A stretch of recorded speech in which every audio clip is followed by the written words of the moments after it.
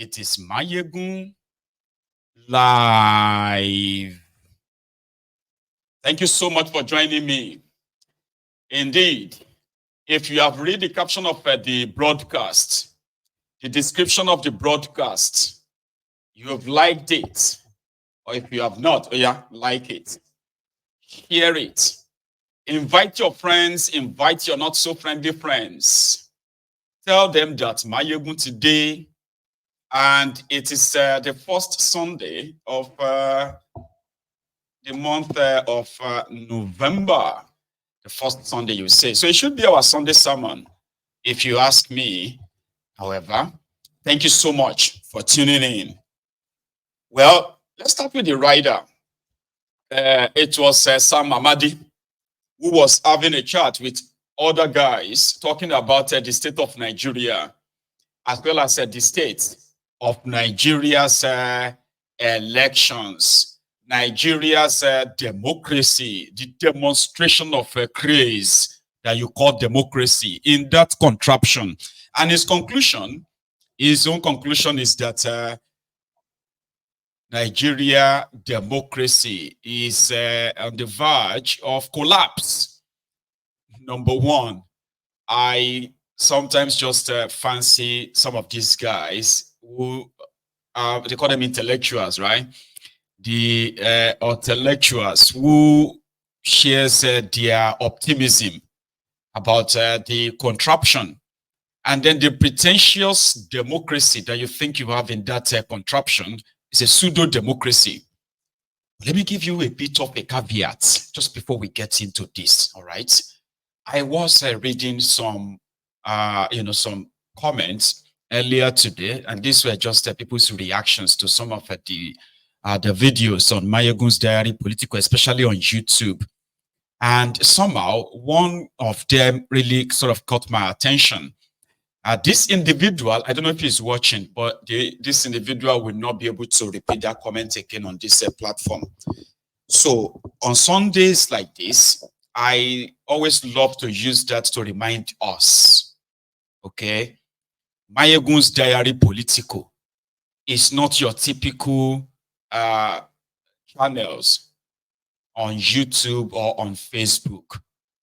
Mayegun is not a journalist, so therefore, I am not guided by your journalistic rules. Mayegun is not a human rights fighter. If you know if you fight for yourself, I am not here to fight for you, okay? And also, what else again? Mayegun is not a platform where you get to see politically correctness. I am not for that. Mayegun's Diary Political is also not a place where you come and demand respect for criminals, okay? The choice of word on Mayegun's Diary Political is always intentional. Everything that comes out of my mouth is not by error. It's not by mistake. What else do they use? They have all the description for, like a gaffe. No, it's not a gaffe, okay? Whatever comes out of my mouth is 100% mine. Everything that comes out of my mouth is 100% intentional. If I want to call anybody Olori Buruku, I will call that person Olori Buruku without blinking. Do you understand? Political correctness is not my thing. Godfatherism is not my thing. And also, I am not a religious person. So I am not somebody you are going to possibly, suddenly feel for, because I could go for anyone, anytime. Also, finally, you do not owe me anything, okay?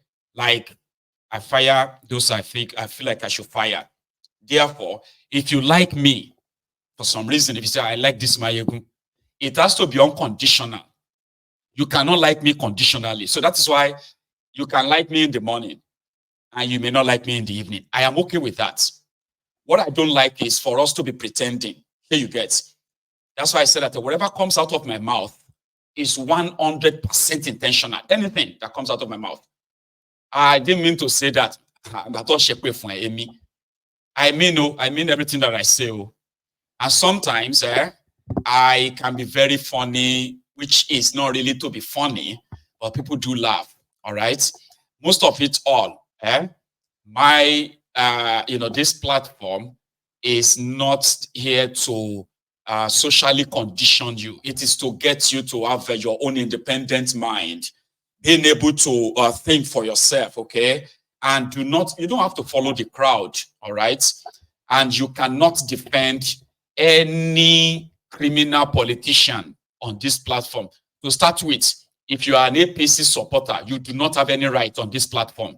Do you understand? Which simply means that in the morning, you will be cursed. In the afternoon, you will be cursed. In the evening, you will be cursed. You're going out, you'll be cursed. You're coming back, you'll be cursed every day. Do you understand? You do not have any right to come here and say, hey, why don't you say anything good about us? Let's be very clear so that we don't misunderstand ourselves. And for those who have known Mayegun for a very long time, they will tell you, Mayegun's diary political and Mayegun himself, that is me, all right? I do not like anything that has to do with Tifnumbu and anything associated with him. So, and they do not like me too. You understand? So we understand ourselves. There is no way you can play emotional card on me. It won't work. It actually kind of infuriates me more. You cannot play religious card with me, all right? It gets me more madder. So there's no point in coming to Mayegun's diary political and pick my words. If my words offend you, it is what I want. That means it is working. That's what how I want it to be. I offend people for a living. Do you understand what that means, right? Do we understand ourselves? Thank you. So what that simply means is that I do not like and I do not shield all the criminals destroying Nigeria, dividing Nigerians, impoverishing the people. Whether or not your pastor, they play that role. I've been your imam. Whether or not your traditional ruler, Oba, Obi, or Emir, Sultan, I don't care. Do you get that now? But one thing I will promise you is this.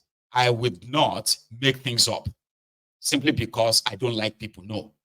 I usually bring up topics that, as they happen, they are already in the public. Whatever I discuss on Mayegun's diary political, they are already in the public. And because Nigerians, they love their oppressors differently.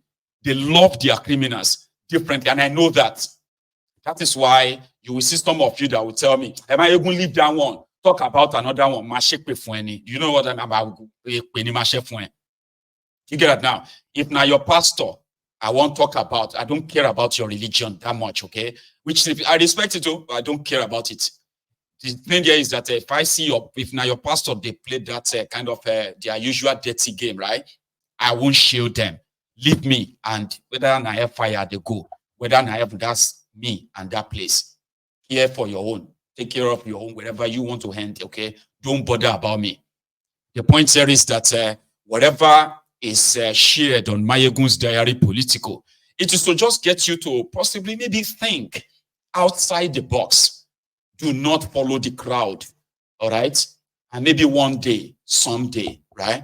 We would have the critical mass, we will reach the critical mass where all of us will understand how the entire system is rigged against us and who are those responsible, and we can go for them. Are we clear? Because one Olori Bruku was like replying, are you not supposed to be a journalist? Well, why are you using this kind of word as Olori Bruku lele? You must be that Olori Bruku. If you are watching me, just know that, okay? Whatever I say, however I say it, is 100% intentional. Do you understand? So that is why for subscribing onto Mayegun's diary political, following Mayegun on Facebook or anywhere is voluntary. You can always take it back. Yeah, if you feel like, oh no, I can't be following this kind of person. Great. Nobody go like bury your soul here, so to say. But most of the time, people they actually get their liberation, their free-mindedness on this platform. They're able to express themselves how they feel. And that is why we have a lot of us congregate here every evening and every brunch time. Having said all of that, now let's kind of guess. And also, I think there's one I left. I am not for one Nigeria. Okay? So don't ask me for solution to Nigeria's problem. My everyday prayer is to see that Nigeria totally break up. Do you understand? And I have done series of videos on this, okay? So maybe if you are new here, don't come and ask me to probably wish Nigeria well. Wishes don't build anything. Wishes don't pay bills, okay? Wishes don't run a country. Actions does. And there are those who are responsible for the destruction of Nigeria. It is better to name and shame them, okay? My wish is not the reason why Nigeria Naira is falling apart. Nigeria economy has been destroyed. My wish is not the reason why Nigeria has become the most terrorized people in the entire Africa. No. So therefore, there is action of some criminals in that place. APC, especially responsible for the destruction of Nigeria, for the divisions among Nigerians. They are responsible. For my own wish and prayer every day until we get that number is to see that Nigeria break up. Like break up, whether it go break up into 3 countries or it could break up into 300 countries, so I don't care. Just let everybody, and if Nigeria is still going to be the same together, let the people decide that, not the politicians, not your pastors, or not whatever any other thing they've told you. You understand what I'm saying, right? As it is right now, as this contraption is currently put together, you and I didn't have a say in it. Not even the constitution that they claim the constitution of the country. We, the people, represent us. We didn't have any say. So if Nigeria is still going to remain as one country, as some of you wishes, right? Then let the people decide that. That is my stand. Anything from that, everything break up. Are we clear? So that you don't come here and begin to try to play some emotional nonsense with me. It doesn't work on me. It gets me more infuriated. I am not on this platform. I didn't start this channel because I want Nigeria to be great, or I want Nigeria to be better. Or no. Because it is not in my hands. Those who work every day and night to keep Nigeria destroyed, they are still the ones in charge. From your local government chairman to your state governors and to your president and our National Assembly members, including their supporters. So I am not going to be responsible for that. And don't look at me. Don't look at me like that. Don't look at me like that. Are you surprised? Yeah, that's one thing here. It's called the Temple of Truth.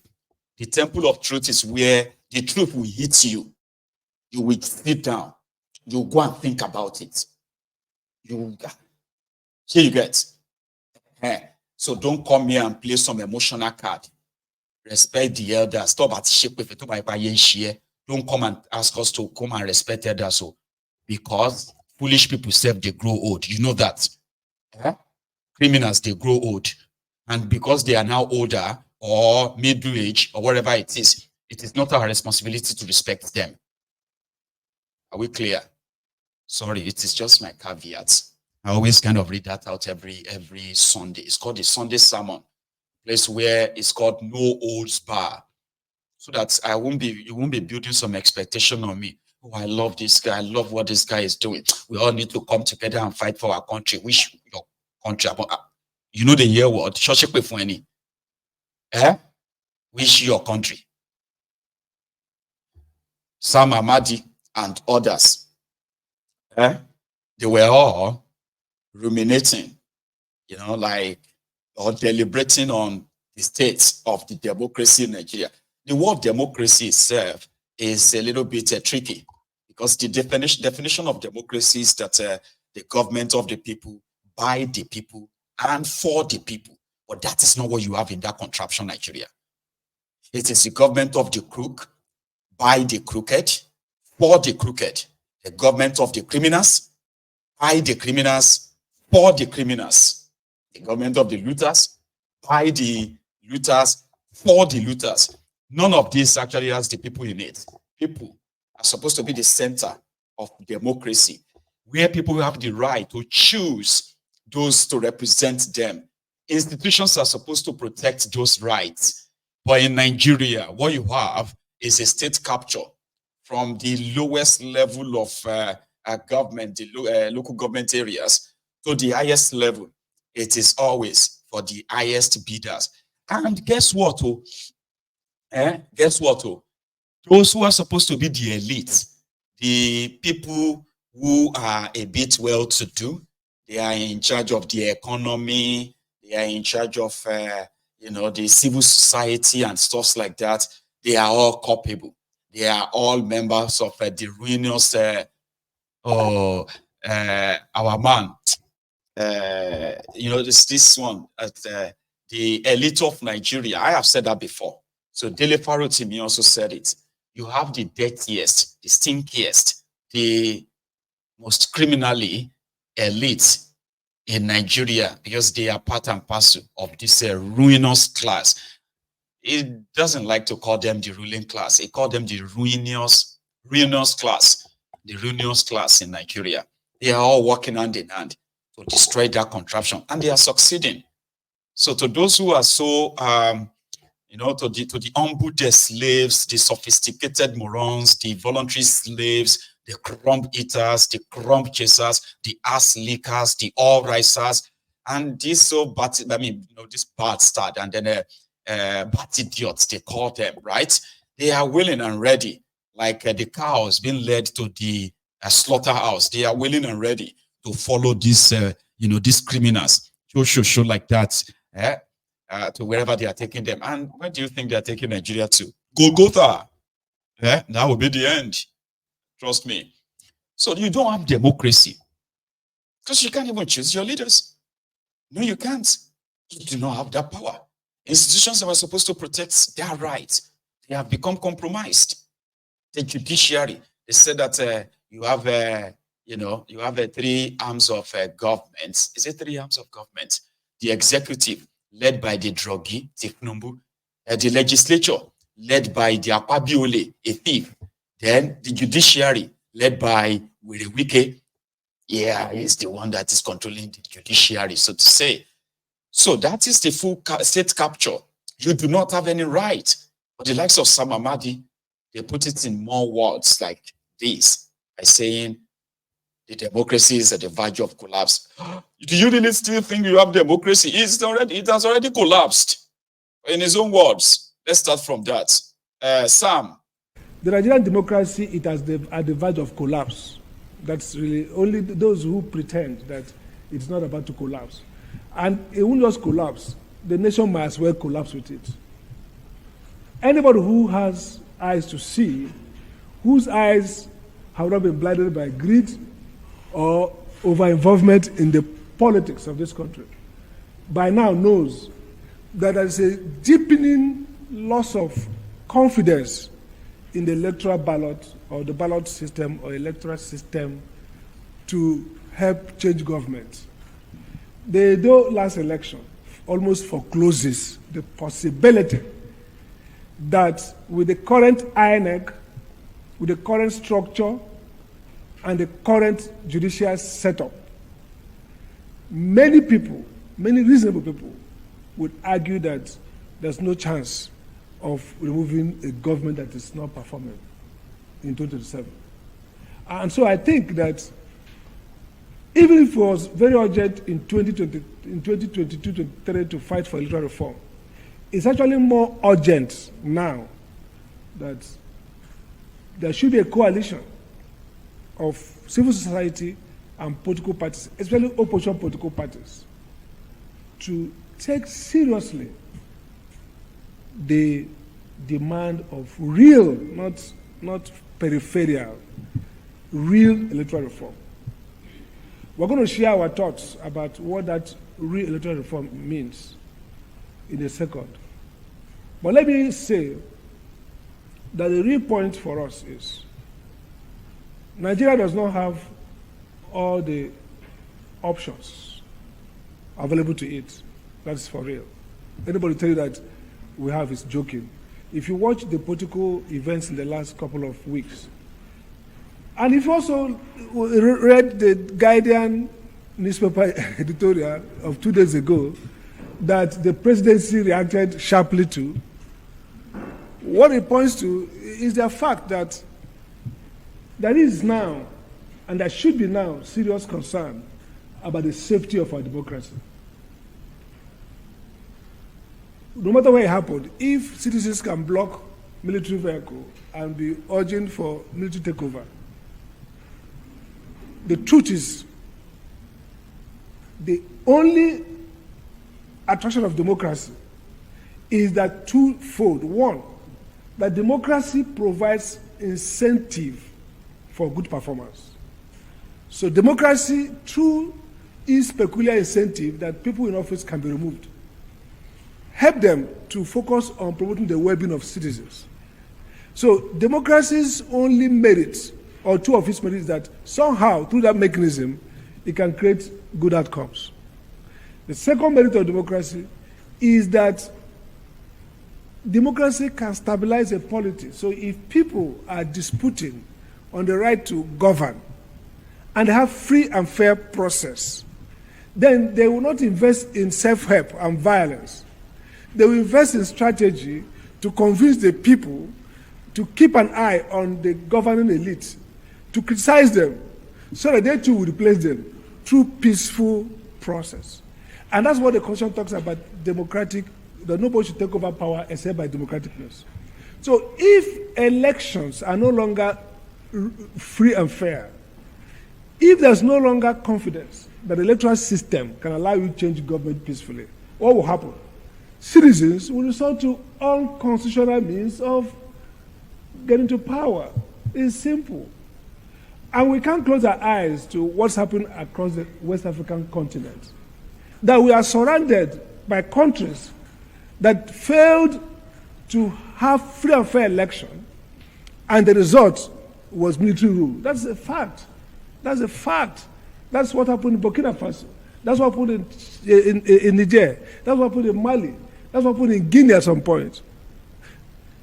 The moment nobody has confidence in the electoral system, then it's a matter of when before democracy is uprooted. We talk about judicial management of electoral disputes. We have come to a point where we have to acknowledge that part of the crisis of the electoral system is now residing with the courts. And there are three areas we want to look at. Of course, judicial corruption is bigger than us. It's an elephant in the room. It won't be solved through electoral reform. It has to be solved through a comprehensive reform of the judiciary. There's no question around judicial corruption. But we are more concerned with jurisprudence of election. And two areas. First, I think that those who drafted the rules of petition, electoral petition rules, made a mistake. They should align those procedures to the Evidence Act. We have seen cases where, for example, you ask somebody to front load all evidence, he's going to use all the everything, and he has 12 days after election to go and file the petition. And INEC will not give him the documents. If he doesn't file it, no case. He goes and files it, and it turns out that maybe after filing it, the court gives an order asking that INEC should produce report. INEC produce it, the court receive it, and then they said, no, it was not filed before.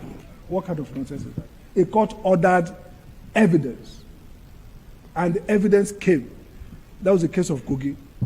So there's no need to realign the evidence procedure for election cases. Elections are like any other cases.